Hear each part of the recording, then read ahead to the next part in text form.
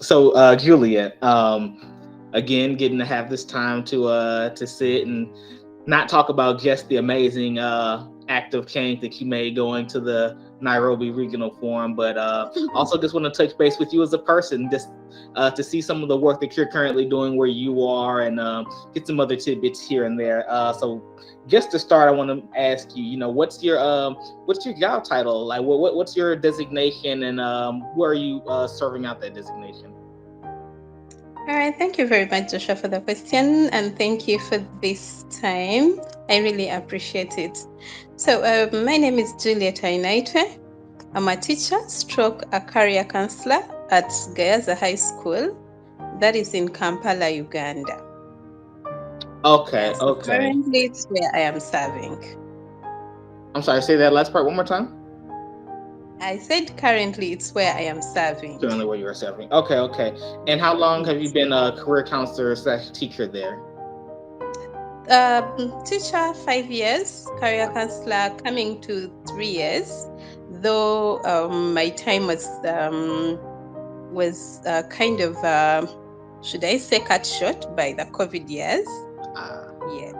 Mm. yes, yes. That hit us all in large and small ways alike. Absolutely. Yep. Okay. Mm. So I have to ask now, how did you get involved with the IC3 movement? Where did you hear about it?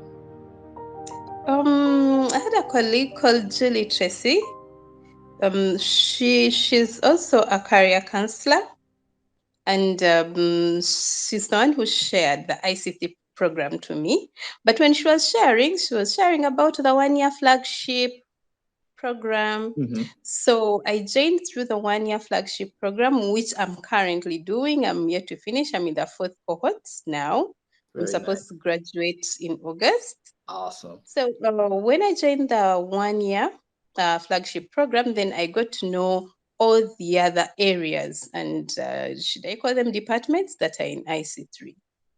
Yes. Okay, that's awesome. That's awesome. It's a great program. I'm glad you're taking the opportunity to go through that. We have so many people that just get much more of a holistic idea, view of career and college counseling after they've taken that program. That's awesome. Sure. Um, so after hearing about the program, what really motivated you to do it? Was it just the desire to advance in your knowledge of career and college counseling? Truthfully, from the time I was appointed a career counselor, when we are in school, you're studying, like Mhm. generally, you're studying to be a teacher. They're not going to put you aside and tell you that we are teaching you, we are training you through becoming a career counselor. So, in these schools of ours, you're just appointed out of the blue, and you need to train yourself. You have to find out, what do I do? Mhm. So after that, I tried to look at the different institutions around, at least to do a certificate in career guidance, but I failed to get one. I tried and I couldn't find one. And when this opportunity came, oh my God, it was like a God given. So I just went for it. And I want to thank IC3 that I applied and I was given the scholarship. And that's how I started.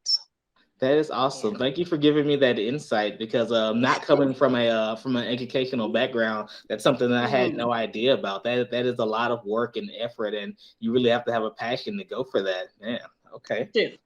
Um, so now I want to go ahead and shift gears and talk about the regional forum in Nairobi. So I feel like I may already have kind of an idea to this the answer to this question, but I want to go ahead and ask it anyways. I might be surprised. So, what convinced you to participate in the regional forum in Nairobi? Now, after joining the 1 year flagship program, then Ganesh joined me to the IC3 Mhm. African Leadership. So when I joined, I met these amazing people, and you know, you're there and you feel like, I wish I could meet these people. But definitely the opportunity was not there, the COVID period, and almost everything we're doing it online. So now they talk about the regional forums, and then I look at the forums, India, and so many, areas which are very far. And then I saw Nairobi. In Uganda, we didn't have any. So looking at my location, Nairobi was the nearest. I was like, I have to go for this one. whatever it takes, I must go there. First of all, I needed to share how it is to be part of IC3. Then, secondly, I needed to see what others are doing. I needed to be sure, am I on the right track? So I felt like maybe if I met people in person, I would get to learn more about IC3. Maybe I would be able to know how do I bring out this um, the goal of IC3. The goal of IC3, not just looking at counseling in every school, but bringing this kind of change, small as it is.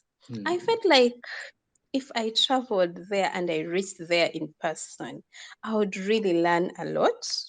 And I would also be able to share and, most importantly, be able to network.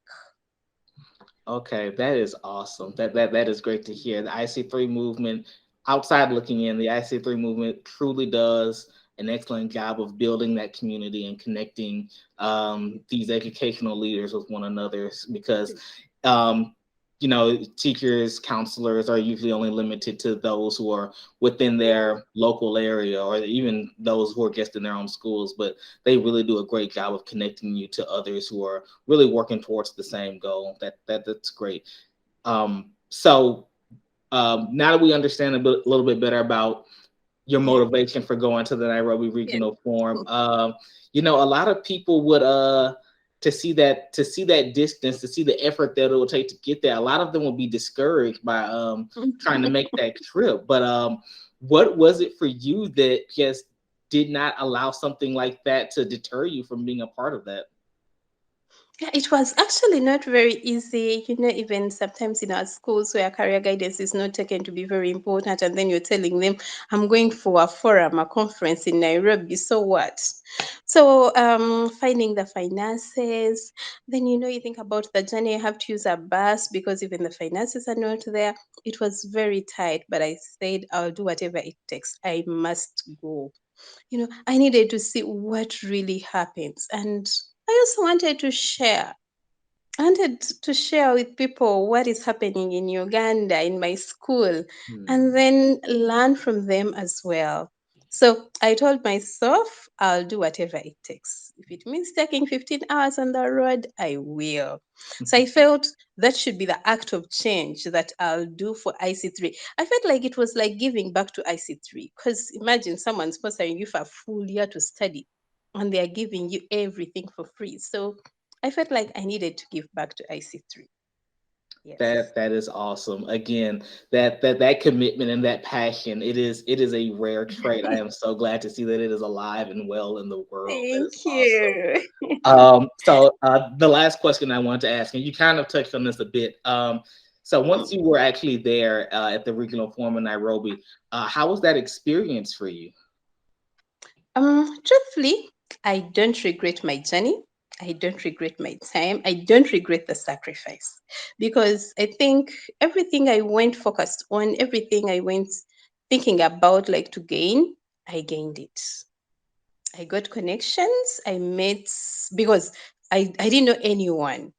Of the people I met, I knew only Jim, but still from the Zoom meetings. But then here, I meet these people in person. You're connecting with people, you share ideas, you share contacts. I think that was the very most important thing that I benefited from there. But then also, there's some ideas I learned that I didn't know about, like some financial aids for students, because you see, most of our students spend 80% of them they study from home, but there are few that would want to travel, but sometimes they're not very sure of what to do.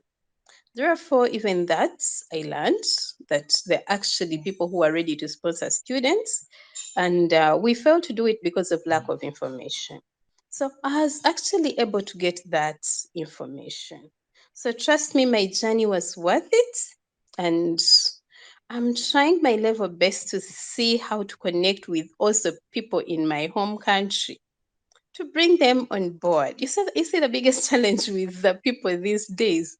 They'll ask you, Where do I benefit from? Is there money? You're like, you don't put money first. Okay, because when you're helping this student, you're actually helping the nation. So that is the kind of message I'm spreading, thanks to the forum that I was able to learn how to talk to people. Because many times, if I talk to someone and then someone is negative, I get discouraged and I give up. But now I don't. I don't. I try, and I know, I'm very sure that this will yield great success to IC3 and the goal of IC3. Yeah. Awesome. Awesome. Thank you so much for sharing your insight with me, Juliet. This has been such a wonderful experience. I Yeah. appreciate you giving me so much insight. Again, it's just an out of body, outside looking in experience because I work with IC3 so much.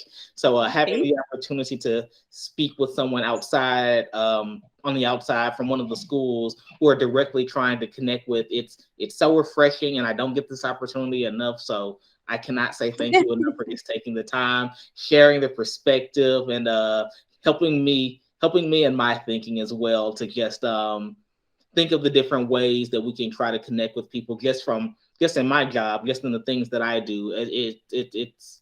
It's I don't even have the words for it right now, but it is so impactful, and it truly means a lot. Thank you so much for taking the time to speak with me. Thank you so much for that opportunity. It is so good to share because through sharing, you actually learn a lot. So I'm okay to share everything that you'd want to get from me because I'm very sure as I'm sharing, I'm also learning from you. And through this, we shall take IC3 to the next level and we shall be able to achieve the goals of IC3. I love the IC3 family. You feel like you're part of this family and you have an attachment, you have somewhere you belong. I Mm, really love it. Yeah. absolutely, absolutely. I love the community that the IC3 movement has. So much inclusion, so much access, ability to speak to anyone, and if they don't have the answer, they'll find someone who has the answer. It's one of the things that I love about this organization. Yes, yes. And this thing of the act of change, there are times when you do something very small and you actually don't realize that it is making a difference in anyone's life. But then after some time, someone is like, oh, if it wasn't for you, I wouldn't have gone through this. You're like, okay. So it actually made sense. Yeah. So this act of change, thanks to IC3, I learned it. And in one way or the other, I try where I can to do something. So IC3, big up. Awesome, awesome. Yeah. All right.